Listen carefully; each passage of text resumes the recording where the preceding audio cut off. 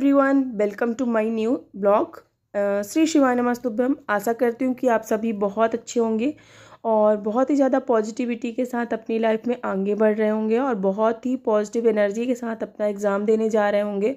और बहुत से लोगों का एग्ज़ाम क्वालिफाई भी हो रहा होगा जिन्होंने बहुत अच्छे से अपनी प्रिपरेशन करी होगी। तो मेरी भी दिन की शुरुआत हुई आज लगभग 5:30 बजे, जो कि 12 नवंबर है आज, जिसको देव उठनी एकादशी बोलते हैं।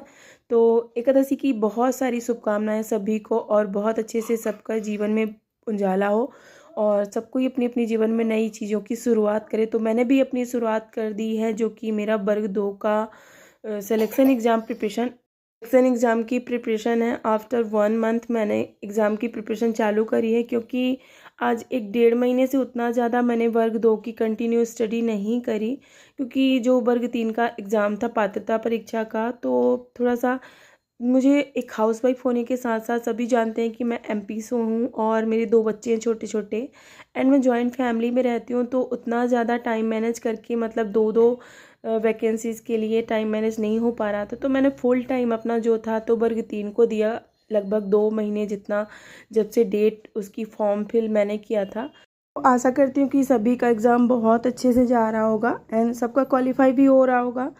तो जिन्होंने अच्छी अच्छी प्रिपरेशन करी है, अपने एग्ज़ाम को टाइम दिया है, और मैंने भी अपनी एग्ज़ाम की प्रिपरेशन फिर से चालू कर दी है। तो आज थी एकादशी, तो सुबह मैं मॉर्निंग में 5:30 बजे उठी। उसके बाद 8 बजे तक मैंने अपनी पढ़ाई करी। फिर उसके बाद था मेरा व्रत, मतलब मैंने आज व्रत नहीं रखा था क्योंकि मंडे को मेरा व्रत था और नेक्स्ट डे फिर ये एकादशी फंस गई, तो मुझे डबल मतलब 2-2 दिनों का व्रत हो जाता। तो मैंने आज व्रत नहीं रखा था, मम्मी थी व्रत, और आज सभी लोग गए थे गांव। तो आज बच्चे, मैं और मतलब धृति, 3 ही लोग घर में थे, बस दादी बाबा नीचे थे। बस इन्हीं को लेके मैंने अपनी पूजा चालू करी। तो मैं ज़्यादा मतलब मुझे बहुत ज़्यादा प्रॉब्लम हो रही थी बच्चों के साथ में, पूरे घर में दिए जलाना, फिर पूजा करना और मतलब खाना भी बनाना था व्रत का जो होता है। फिर उसके बाद मैंने अपने पूरे घरों में सब जगह दिए रखे और मतलब दोपहर शाम का टाइम तो ऐसा था ना कि पूरा आज पूजा और इसी में निकल गया। मतलब अभी तो फ़िलहाल अभी कोई मतलब उतना ज़्यादा व्रत या त्यौहार नहीं आने वाला है, लगभग सारे पूरे हो चुके हैं जो भी थे। जब से अगस्त और अक्टूबर के मंथ में बहुत ज़्यादा व्रत हो जाते हैं और उसी टाइम एग्ज़ाम की प्रिपरेशन भी करनी थी, तो बहुत ज़्यादा डिस्टर्ब भी होता था। मतलब कोई भी फंक्शन, कोई भी एग्ज़ाम अगर फंस जाता है तो फिर उसकी वजह से और उतना ज़्यादा स्टडी नहीं हो पाती। अगर 1-2 घंटे का भी गैप हो जाता है तो फिर मतलब पूरा दिन ऐसे चला जाता है, फिर उतना कंटिन्यू पढ़ाई नहीं हो पाती। तो हो गया, कोई बात नहीं, जैसे मेरे बच्चे हैं छोटे छोटे उस हिसाब से मतलब मेरे ज़्यादा नंबर तो नहीं गेन हुए, बट मेरा क्वालिफाई हो गया वर्ग 3, मेरे लिए इतना ही बहुत है। बाकी क्वालिफाई मार्क्स से कोई ज़्यादा फ़र्क नहीं पड़ता कि आपके कितने हैं। बाकी आपके सिलेक्शन एग्ज़ाम में आपको अच्छे से नंबर गेन करने होंगे और एक मेरिट लिस्ट बनेगी जिसके हिसाब से आपका सिलेक्शन होगा। तो मेन फोकस आपको सिलेक्शन एग्ज़ाम में करना है। बाकी क्वालिफाई मार्क्स तो ठीक है, मेरे बहुत ज़्यादा हैं, फिर भी मैं अभी अपने वर्ग 2 पे फोकस करूँगी, जो मेरा वर्ग 2 का मेन सिलेक्शन एग्ज़ाम होने वाला है। क्योंकि वर्ग 2 की नोटिफिकेशन या फिर डेट कभी भी आ सकती है, तो मैं कंटिन्यू अब उसको स्टडी में पूरा अपना ध्यान दूंगी। क्योंकि वर्ग 2 में सिलेक्शन एग्ज़ाम का जो भी मतलब मैंने पढ़ा था वो सारा थोड़ा सा रिवाइज हो जाएगा और मतलब शुरू से सारा कुछ मुझे फिर से पढ़ना पड़ेगा वर्ग 2 का। क्योंकि बहुत मतलब 1-1.5 महीने का अगर गैप हो जाता है ना तो उतना ज़्यादा याद नहीं रहता कुछ भी। और मैंने आज एक 16 मार्क्स का टेस्ट भी दिया, मतलब था तो 100 मार्क्स का, लेकिन कंप्लीट नहीं हो पाया क्योंकि सिर्फ रोने लगा था। तो मुझे बीच में ही उसको सबमिट करना पड़ा था, जिसमें मेरे 46 मार्क्स बने थे। तो मतलब बहुत ज़्यादा मार्क्स, मतलब मैंने सोचा कि एक बार टेस्ट दे के देखूँ जो भी पढ़ा उसका क्या होता है अभी तक में। तो सारा कुछ मुझे एकदम ऐसे लग रहा है जैसे भूल गया हो। तो मुझे फिर से वर्ग 2 की अच्छे से प्रिपरेशन करनी होगी और अच्छे से कंटिन्यू स्टडी करनी होगी, तभी जाके एग्ज़ाम क्वालिफाई किया जा सकता है। क्योंकि मतलब जो सिलेक्शन एग्ज़ाम होता है उसमें मेरिट लिस्ट बनती है, फिर उसके अकॉर्डिंग आपका सिलेक्शन होगा। तो क्वालिफाई मार्क्स तो कुछ भी हो सकता है, क्वालिफाई तो कोई भी कर सकता है, मतलब जो अच्छे से स्टडी करे। इन सिलेक्शन एग्ज़ाम में बहुत ज़्यादा आपको पढ़ने की ज़रूरत होगी और सिलेक्शन एग्ज़ाम मतलब इतना आसानी से गवर्नमेंट जॉब नहीं मिलती, चाहे जो भी हो। जिस भी फील्ड की हो, जिस भी लाइन की हो, आपको इतना ईज़िली कोई भी गवर्नमेंट जॉब नहीं मिलती। उसके लिए बहुत ज़्यादा एफर्ट्स करने पड़ते हैं, बहुत ज़्यादा मेहनत करनी पड़ती, तब जाके कोई भी वैकेंसी या फिर कोई भी एग्ज़ाम क्लियर होता है।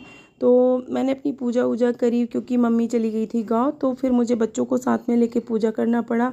और मतलब मैं लास्ट में हर साल ऐसा होता है कि मम्मी दीपावली में घर में पूजा करवाती हैं, फिर एकादशी के टाइम गांव में जो घर बना है वहाँ पे जो भगवान है, मतलब जो हमारे इष्ट या तो फिर जो कुल देवता है, वहाँ पे पूजा वगैरह करने जाना होता है। तो मम्मी चली गई थी गांव, तो फिर उस मतलब मम्मी पापा बाकी सभी लोग, तो उसके बाद मैं पूरे सब जगह पूजा वूजा करी। फिर लास्ट में मम्मी जब मतलब 10 साढ़े 8 9 बजे तक वहाँ से गाँव से वापस आई, फिर उसके बाद हम लोगों ने थोड़ा सा बच्चों के साथ जाके छत में मतलब थोड़ा सा अनार वगैरह जलाएं, क्योंकि दीपावली में थोड़ा सा उतना ज़्यादा नहीं कर पाए थे कुछ भी, क्योंकि शिव की भी तबीयत ख़राब थी और मेरा एग्ज़ाम था। तो मुझे लग रहा था कि जल्दी जल्दी किसी भी तरह मतलब पूजा वगैरह हो जाए, क्योंकि जब एक टेंशन रहती है ना माइंड में, तो कुछ भी चीज़ों में मन नहीं लगता। और अभी एग्ज़ाम क्लियर हो गया तो थोड़ा सा अंदर से अच्छा भी लग रहा था कि चलो थोड़ा सा आज एकादशी का ही फेस्टिवल एंजॉय कर लेते हैं बच्चों के साथ में।